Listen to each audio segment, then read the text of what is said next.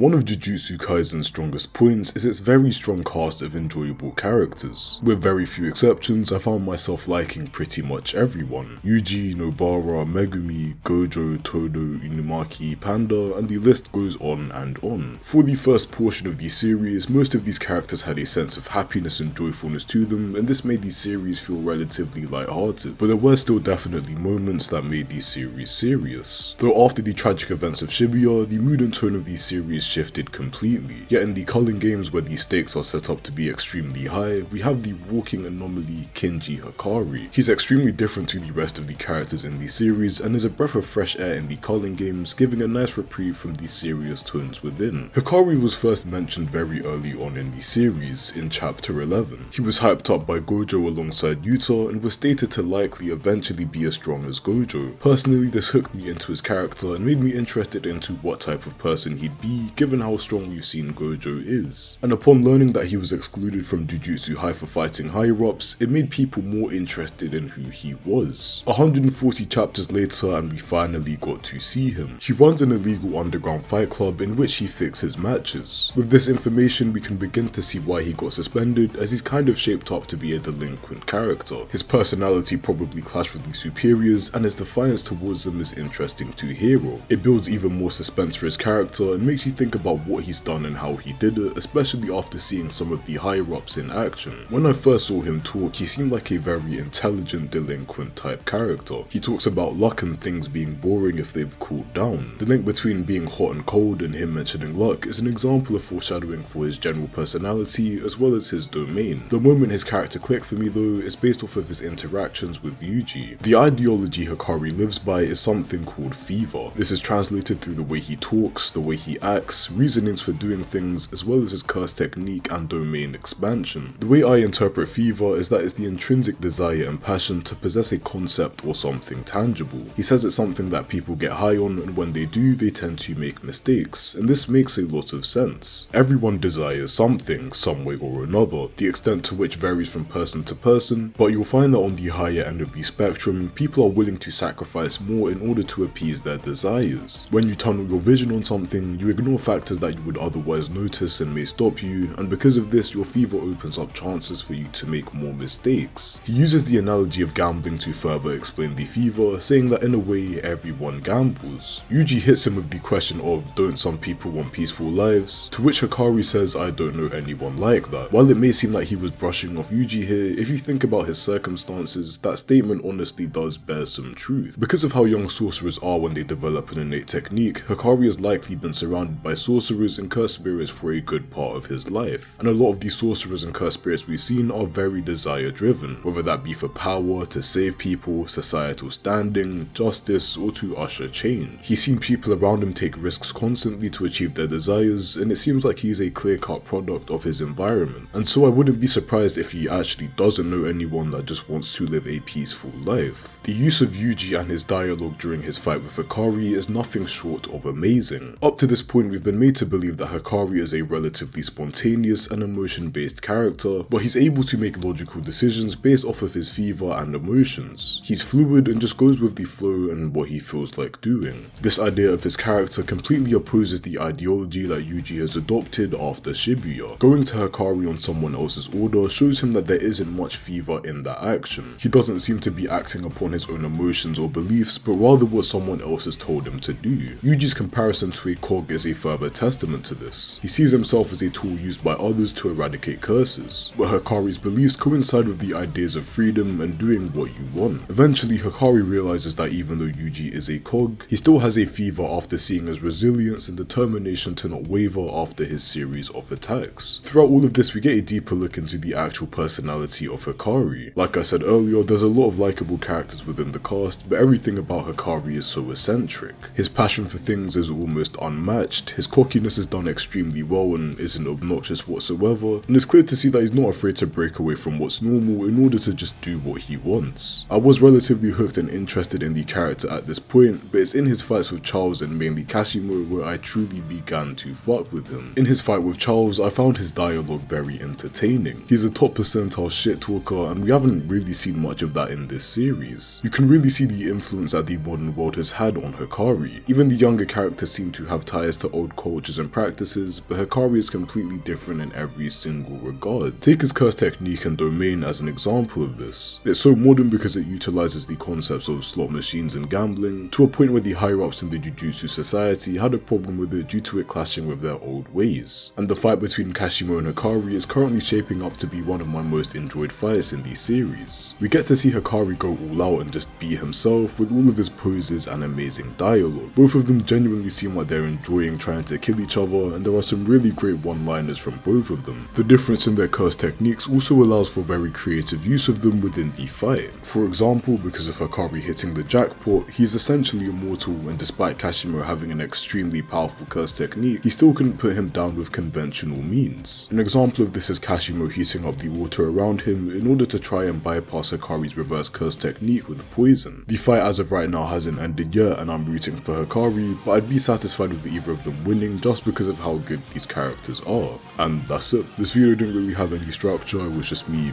rambling about Hakari pretty much, but I hope you guys enjoyed nonetheless. Tell me what you want to see next, and thank you for watching, and as always, have a nice day.